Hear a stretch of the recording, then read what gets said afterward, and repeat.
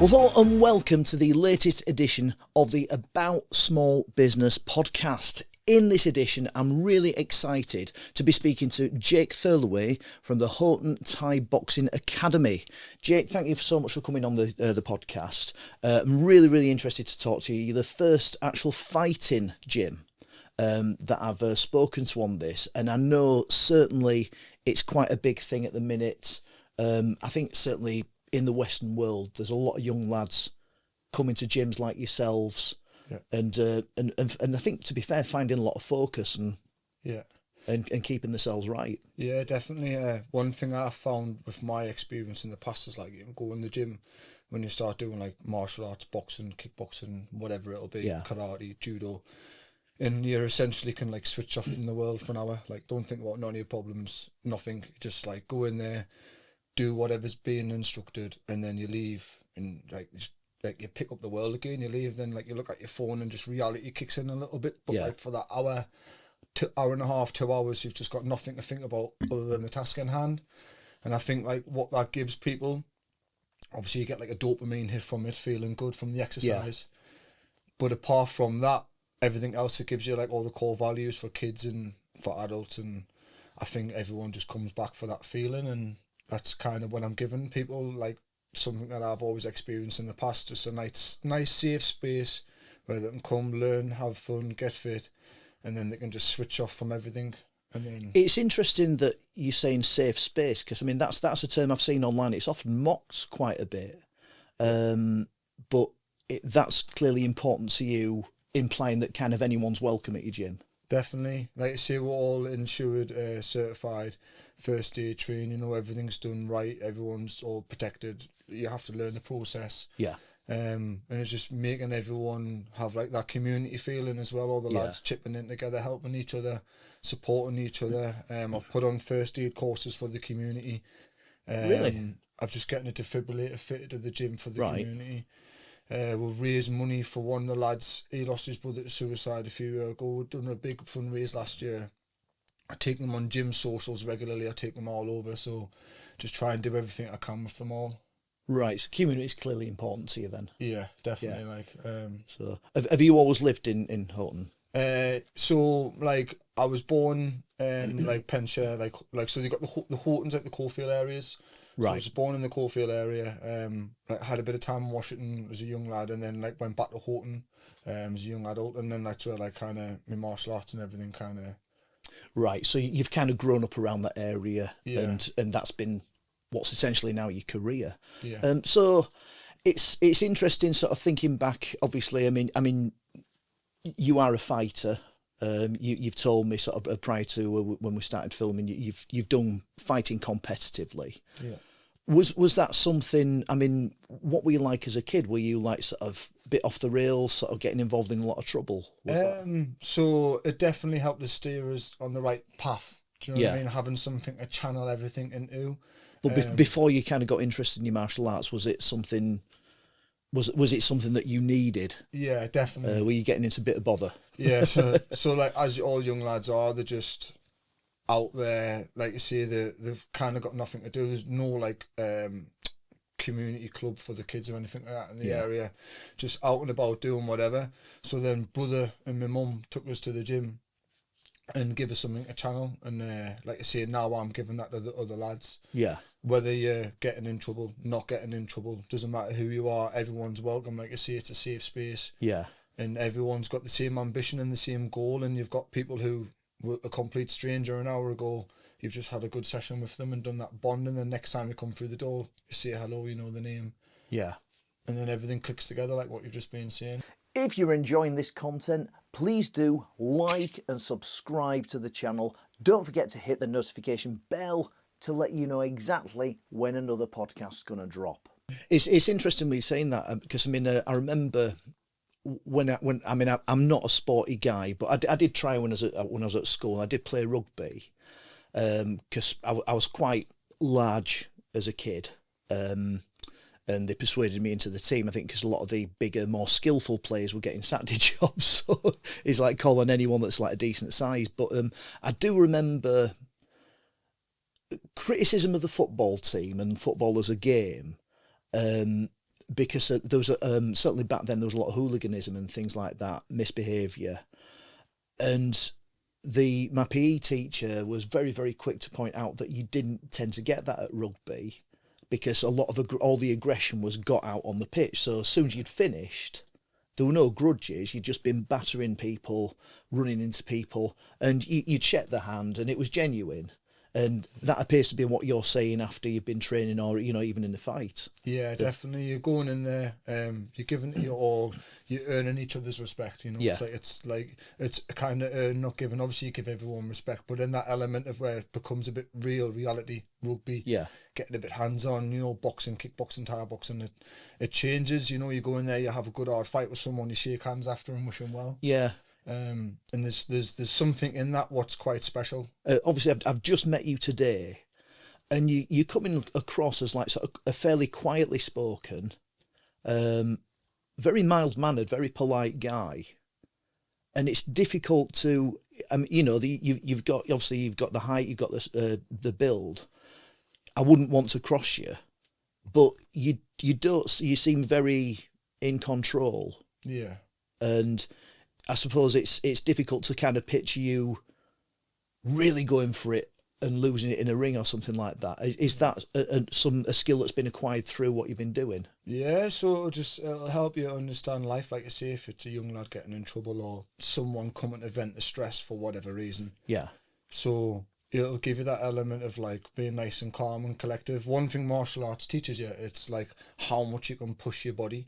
Yeah. And like what you're truly capable of. Do you know what I mean? Because when those like depths of like when you're having a hard fight or the process of a fight and everything that you go through, the challenges, what that brings, it'll give you something special. It's just like a little bit of chink to your armour, and you just like obviously keep on doing whatever, just keep on trusting the process, and you'll get like a better product, which will make you a better person, and it'll just give you like just all of the life values. It'll just enhance. Do you know what I mean? That's the only way I can explain it. It's quite a philosophical way to look at it. Have you? Were you like that as when you were younger, or is that something that sort of you've just reflected on, and just with all your experience, you've come to that kind of view now? Yeah. So it's just like putting it together. I don't know. It's just you trusting that process, and obviously hindsight's a beautiful thing. You can always look back and say it's helped, but. Do you know, just the years and years and years of doing it, you kind of understand why. But I just got to trust that process. I don't know. It's hard to pinpoint, but it just comes with time. Yeah, that's fair. Because going back to when you were younger, you've said you were working a job before, so presumably you did you enjoy school? Was that? It wasn't really for me. Not really for you. More practical, hands-on. Yeah, I have more fun that way. It's so presumably you left school at 16, did you? Yeah, so 15, 16. Right. A bit older now. I think it's like 18 or something now. Yeah. But for you then, did you then go? What did you do then? Were you finding a job? Was it an apprenticeship? So when I left school, it was like straight to college from there. Right. So I went to college because I wasn't really interested in school. But when I started doing martial arts, everything like flipped. And how old were you when you started? About 15, 16, like that process of just leaving school. So you're 15, 16 when you started martial arts? Yeah. That's quite interesting because we've already mentioned my daughter, she does karate, and a lot of them start very young. So would you, just based on your gym, would you say that's a typical age for people to start, or are you experiencing people starting younger? I've got kids from the age of 5 in my gym, so right. I call them mini ninjas. I do 5 to 8, 8 to 12, and then from senior school, like you mentioned, roughly your daughter's age, it's like 12, 13, then you're up there till I've just mentioned 18 now. I think it's government's changed it, so you kind of chucked in the deep end a little bit. So I took my 12 to 13-year-old, depending if the individual, with the seniors, and that's how we categorise the kids. So to answer the question, doing from the age of 5, but it doesn't really matter. Like sometimes you'll get some kids who are really, really good, like the mustard, but when they turn like older, they're sick of it. They've done it. They start going out, discovering women. Drink. So it just depends. There's no real answer for it. Some people turn pro late. Some people turn pro within a couple of years. The way it's just Yeah, I think that applies generally, doesn't it? It's like, I mean, you see a lot of child actors and things like that. They've got all this promise at a young age. Even just purely at school, kids that are academic, they're either really clever and they kind of peak a bit too early. Yeah. I'm just interested because obviously, having achieved what you've achieved, it appears that you started late. But I suppose that's maybe not entirely fair, is it? It's that was right for you, and you've stuck with it. Yeah, and like I see, I wasn't really academically the best. I wasn't interested in school. No. When I was a young lad, into a bit of trouble and things, and then like I've got a successful business now. I've got a job I'm happy with. Yeah. And I'm doing better than what the like traditional route should be, so to say. Yeah. By following what I want to do, but I guess that's down to me as an individual with like my knowledge, my experience, like, and everything I've had up until this point now. Like, I would not change what I've done. I think what I find interesting is you saying that as basically you've gone through school not doing your martial arts, and then sort of towards the end you start doing what you're doing now, and it's interesting because that kind of, to me, that seems to not just, it flips your attitude totally, and then your attitude to college is better because you've got that sense of purpose. Is that fair? Yeah. So signed up to like a boxing scholarship, started doing bits of no-gi jiu-jitsu and wrestling at first, doing that for a little bit, but I was like kind of in and out of the gym. I was still like being a young daft lad and like training, and then I started like taking it a little bit more serious the more I went, because like I had no choice but to, because I was going in the gym and I had like little 50 kilogram like women bashing us around in the gym, and I was a little young lad thinking like I could like have a little fight or whatever, just being a rough kid, and then some little lassies bashing us around, and I was like, well, if I can stick at it, what can I do? And then I was going in the gym and the kickboxing was on before, after, or around.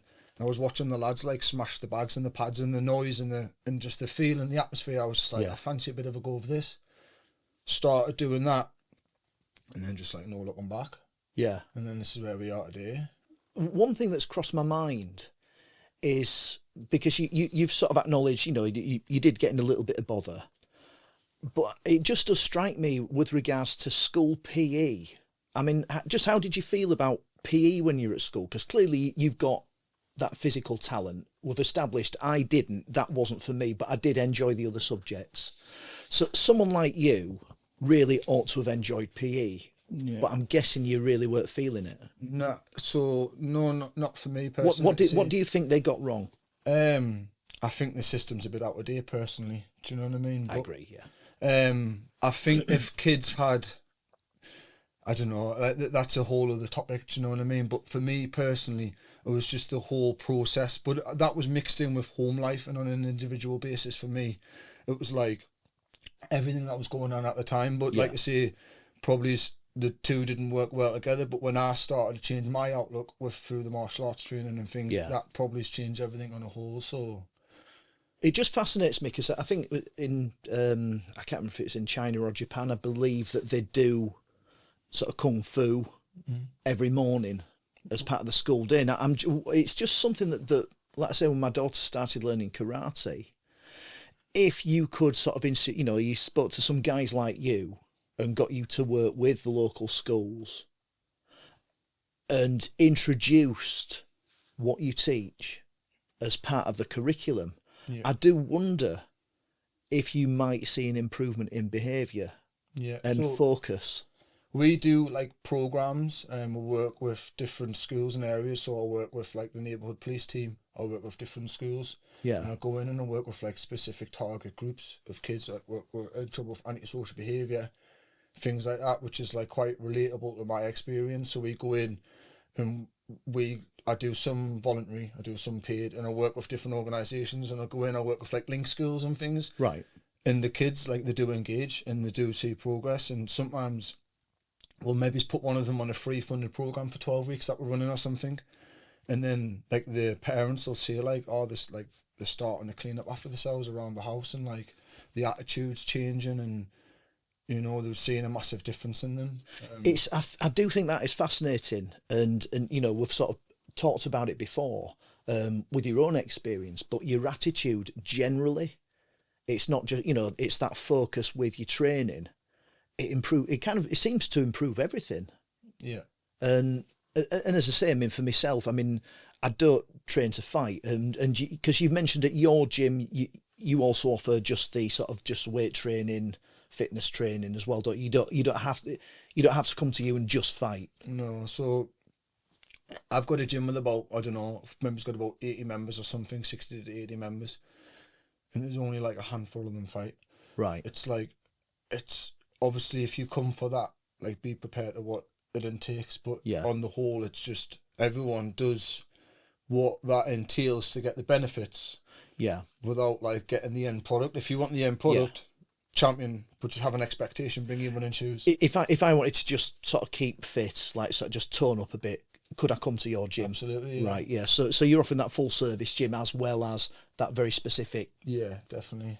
Sort of Thai boxing. Yeah. So it all comes from everything. A few things like we mentioned there, like, so it comes from the culture. So we just talked about like the school system being out of date, Eastern and Western culture. Like in Thailand, it's like a national sport. So like everywhere, they all do it, all love it. Like over here, everyone's like, all the kids love football. Yeah. Thailand, they're all like fighting. Do you know what I mean? So you go over there, everyone's got the same goals, and there's like young lads like me and other people who's like out there like chasing the dreams. Like my teammate Joe, he's fighting for £100,000 contract. I think he gets on one. So if he wins next, or he's on the route to getting that, and there's other lads chasing their dreams in like other areas. I've opened my gym, whatever, and like they're all doing what you want. Yeah.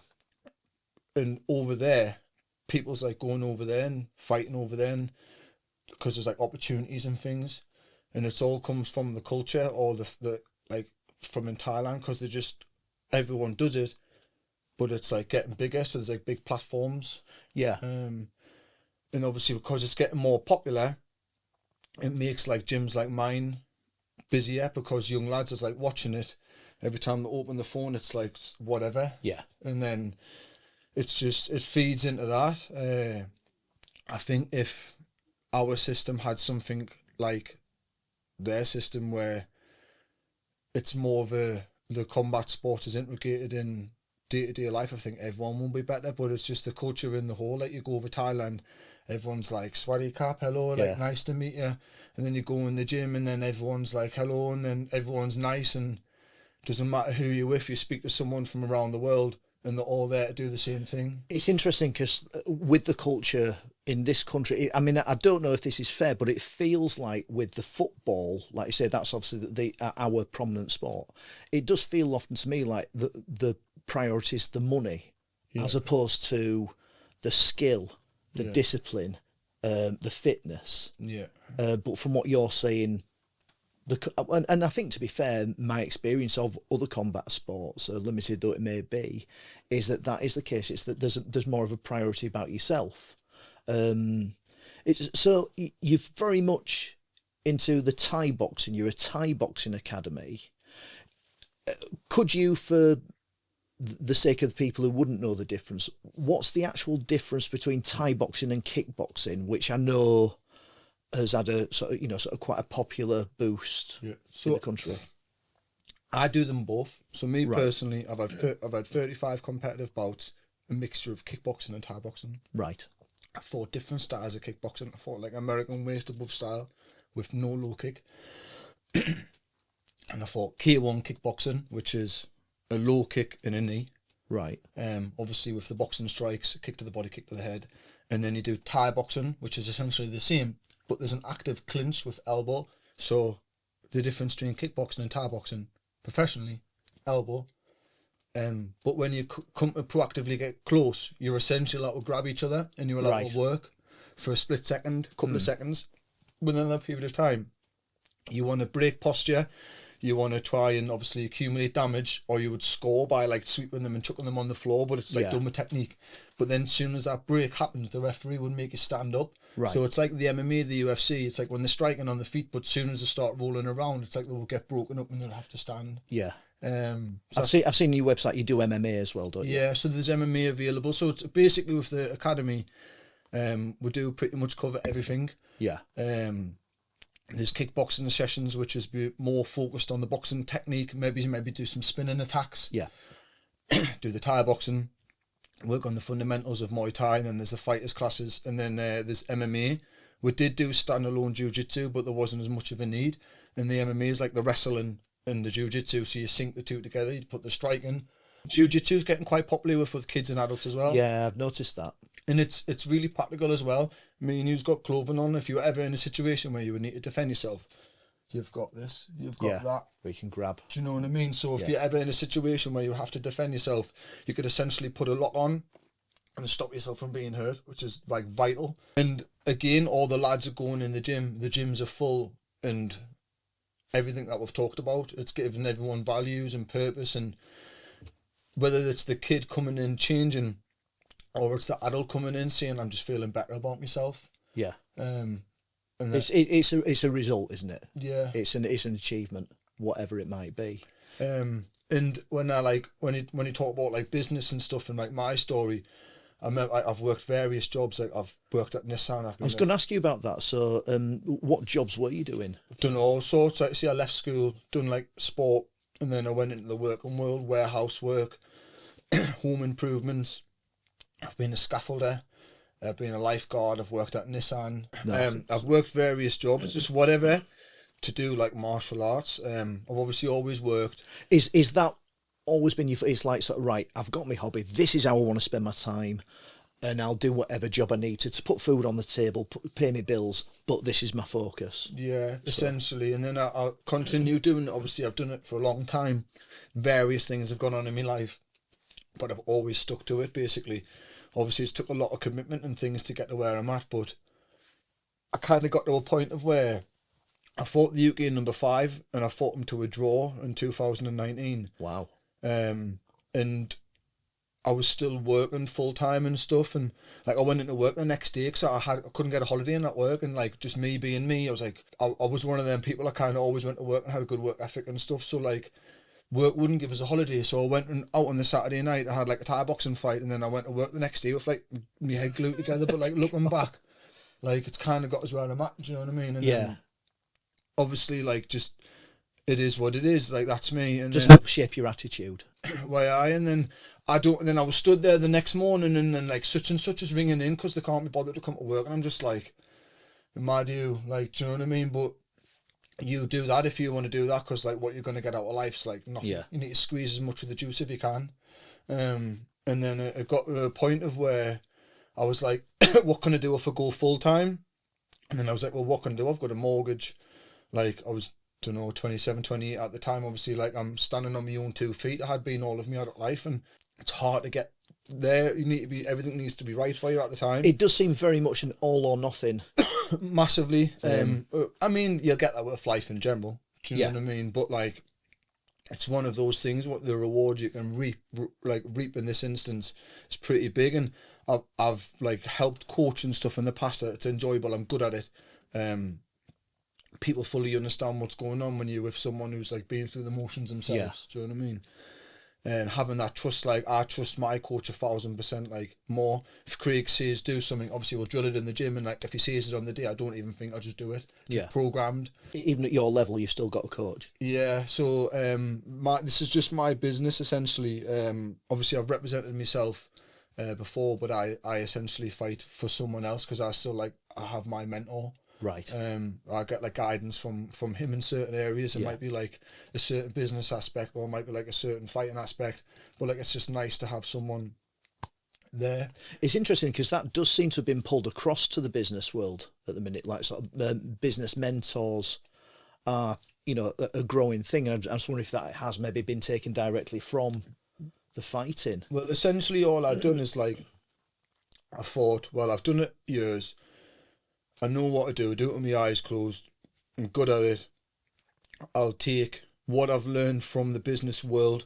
So all the times I was working within whatever instance, whether it's like in sales strategies, whatever, whether it's in production to be time management, time efficient, using all of those strategies, using all of the links of the people I've got around, then essentially creating something. So I started putting it all together and creating the brand. So what does fascinate me is that we've touched upon quite a lot just in regards to culture, and what was interesting, like, so when you came to the door, we greeted each other obviously by shaking hands, but also you gave a Thai greeting as well. Yeah. The Thai culture clearly has quite an impact on you. Where's that come from? It's just like being in the gym, being around it. Like, so, like, see, I fight for another gym. Yeah. My coaches have all been at like the highest level, and then everyone else in the gym at that level. And just everyone trains it and everyone adapts it, and just like I say, it's just the culture's just so different. Yeah. Have you been to Thailand? Yeah, so I was in Thailand just recently in November. I spent most of my time in Bangkok when I was there, and just hopefully planning on going back soon. Right. I had an accident when I was there. I hurt my leg when I was there, and obviously I'll come back and stuff. So hopefully next time, come back in one piece, like. But yeah, I want to try and go back again soon. It's just the culture's just. It's hard to understand until you're doing it regularly and things, and you're seeing how they live. Until you go there, you see like there's a real difference between like rich and the poor. Yes. And the way that the culture is, but everyone who does the training and enjoys the life and what it is, seems to reap the benefits of it. You know. It is interesting. Would it be fair to say you're not coming across yourself as especially money motivated in any way, shape or form? Is that fair? I would like to say so. Just doing it, like, obviously as a business, you need to be sustainable where the business runs itself. Absolutely, yeah. But essentially, no, like, because obviously you're doing it for the love of it. I've got a lad fighting Friday night. I go there. I've got a lad fighting on Sunday. I go and spend all day in a hall with lads. I'm not getting paid for it. I'll take them here one day, drive them, picking them up there, like doing all them other bits, going in schools, doing like some sessions voluntary, handing kit out to people. So very much passion based then. Doing it, yeah, and you blend the two. So the way I used to work, again, comes from my sales. When we used to work in sales, I used to draw a line on a bit of paper. Yeah. And it'd be like business and pleasure. And you're like, obviously when you're talking to a customer about sales, you'd mix the two, like business and pleasure. Yeah. In your conversation, and just, it's that across the whole business model. It's like, I'm doing something I love, like I love kickboxing, Thai boxing. I'm so passionate about it. Martial arts, and then it's my job now. Like, I used to do this, then go and sit in the office all day with next to someone like yourself talking about stuff I didn't want to talk about, where I go and kickbox and Thai box all day. Yeah. It's when you focused on that. I mean, I was similar with like sort of music. You sort of sat there doing your job. I think what is quite tragic is when people feel trapped in that kind of environment, because you clearly made your decision, like I say, having achieved a certain level and fighting quite remarkable, really. Because I mean, presumably when you fought the guy that's number 5 in the country, he was full time. Yeah. You're doing that and then going to do your shift at Nissan. Yeah. It's quite remarkable when you put it like that. So when was that then? How long have you been? Because that was clearly the time you thought, right, I need to do this full time. Yeah. What was your thought process? Were you thinking, right, I need to find a business that can run alongside it. I need to find a business that actually just does it. Or was it, right, I'm going to open my own gym? What were your thoughts then? I've kind of always said, remember seeing one of my friends a long time ago, always said, I'd love to open a gym when I'm older. Yeah. It's just like always something I wanted to do. But as time's getting on and I've continued to fight, I've went through the journey of like, kind of thought, I need a way to make it sustainable, otherwise I'm going to have to stop fighting or like stop going to work. That's what am I going to do? Yeah. And which avenue am I going to go down? Am I going to be sat in some office when I'm like 40 being like, I had a few fights in my 20s? Or am I going to be sat here now doing this, chasing whatever? Yeah. Making it work. And it's just going through that whole journey, that whole process. Unfortunately, when I fought him, that was December 2019. As of March 2020, we went into the lockdown, the global pandemic. I was going to ask how that affected you, because when you're talking about 2019, it's like someone's going to put the brakes on that. It's It's rough. Like I say, I've had multiple instances where I've had gaps for whatever reason. I've come back. So I had the global pandemic. Like I said, I went to Thailand. I hurt my knee. A few years ago. I've had like different injuries over the years. And one of them was I hurt my knee. So I had a bit of time off. Then I fought again after so many years back. Again, I was working full time. I fought a kid who done it full time. Yeah. I was renovating my house. I was just starting my business. I was doing like juggling all sorts. But again, I got it over the line. Yeah. In some way, shape or form, just because nothing was going to stop us. Nothing will stop us. I just went to Thailand and snapped my leg, and then I was like back up the gym in a pair of crutches. Like nothing's going to stop us. Yeah. You know what I mean? So it was just following that ethos. Then I was like, well, at some point I wouldn't mind giving this a proper go, because like I'm already 2 feet in. Why would I not be like 2 feet in? Yeah. Do you know what I mean? Obviously, if it's going to be financially viable and everything like that, that's sound. But I was happy to take a loss just to train and fight. Like I quit my job to train and fight full time. Yeah. And that's technically what I'm still doing. I'm going to recover from this injury. I might have a couple of boxing fights. Because I wouldn't mind boxing. I've done K1 kickboxing, waist above kickboxing. I fought Thai boxing, full Thai rules, professional with elbows. And if I have fight boxing, I've done like striking, standalone, every striking, apart from like karate or something. But then I got offered to go karate combat and never come off.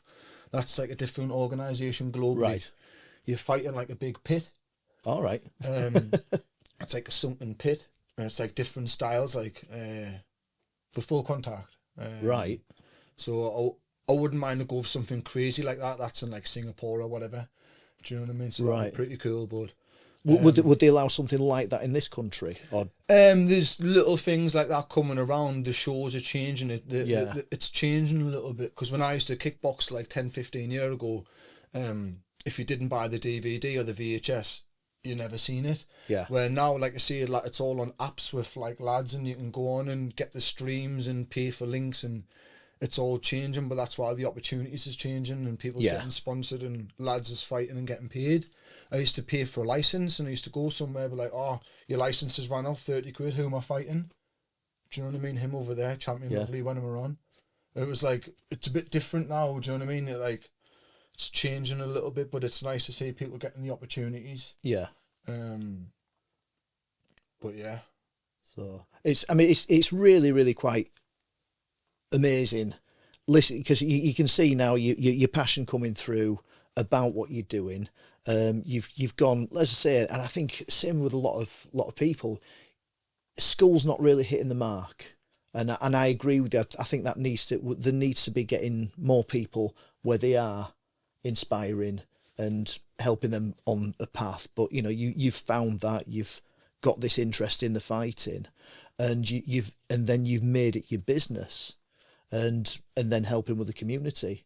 So moving forward, I mean, would you see something that you might want to expand your business or? Yeah, so the gym busy, gets full. I cap the classes for capacity. Yeah. I am also only one man. So the plans is I want to rather expand where I'm at if I can. If I can't do that, maybe it's got a bigger premises. Yeah. If not, a secondary premises, and I would like to kind of franchise. This is like way later down the line. Yeah. Try and franchise where like I have another centre open, run by different staff and stuff. Yeah. Different coaches, and then I'll just oversee it eventually. But I've still got a few more years of like being on the mats. I still want to compete, because when I started the gym, like I say, it was the pandemic. Getting through the pandemic, I fought again, and then it was like after that I kind of quit my job. So I've only been doing it full time a couple of years. It's just like going through that whole process. Yeah. And what the future plans are. I want to try and put on my own shows this year, ideally. I want to put on so every time I fight on a show called Victory Promotions. Right. Which is hosted by Craig Jones and the Victory team. Shout out to Victory Promotions. That's like my home show. Yeah. And what Craig does, it's amazing. Like that man's just like so clever in how he does things. And I'll essentially want like my home show, so my lads from my gym will fight, and I would need a little crew to do that, which I've got now. Like Jake would be main event, and Tom will be co-main event. They've had like a handful of fights, then a couple of lads having like the third, fourth, second fight, then a couple of lads having the first fight in a little junior team. So I've got the squad now where I can like host my own show. So I want to try and put on my own show, and instead of like me going elsewhere, bring people to me because I'm traveling the country. Yeah.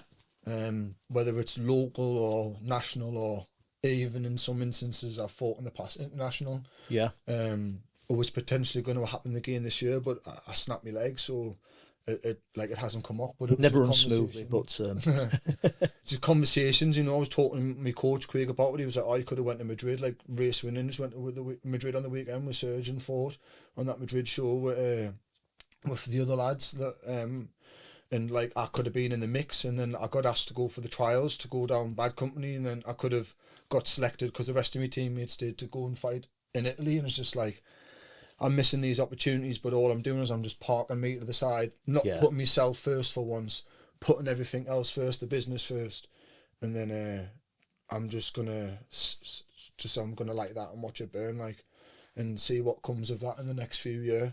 Get me operation, have a couple more fights. Yeah. I'll probably retire from competing competitively, and then I'll just put all my eggs in the basket with the gym. How old would a fighter typically be when they retire from fighting? Individual basis. I've just snapped my ACL, so I've just probably lost a couple of years, but I've got a few more left. Yeah. I always said I'll be happy when I've had 50 fights. It was a nice little number when I started racking them up. How many have you had now? I've had 35 now. Right. So 15 more to... Ideally, but if I can get as many out as I can, like I say, I've had a life-changing injury, so I'll have to recover from that. I will recover from that because people do. My teammate, he's had an operation and fought again. Other lads I know have. But I might have to have a couple of boxing fights, depends how I recover. But you've still got your business. Yeah, I've still got the gym. The gym's still running. The gym's still okay. Which is great because that means you can still live that passion moving forward. Still do it every day. Yeah, you know what I mean, it's all I do all day. That's it. It's well, I mean, it sounds to me like you've got so much going on. You've got a real passion for what you do. What I do love is how you're sharing that passion with other people, like sort of within your community, keeping that community focused, and maybe, as I say, hopefully Houghton Boxing Academy that can go international. And Jake, it's been an absolute pleasure talking to you. I wish you all the best with everything you're doing. Cheers, buddy. Thanks a lot. Cheers.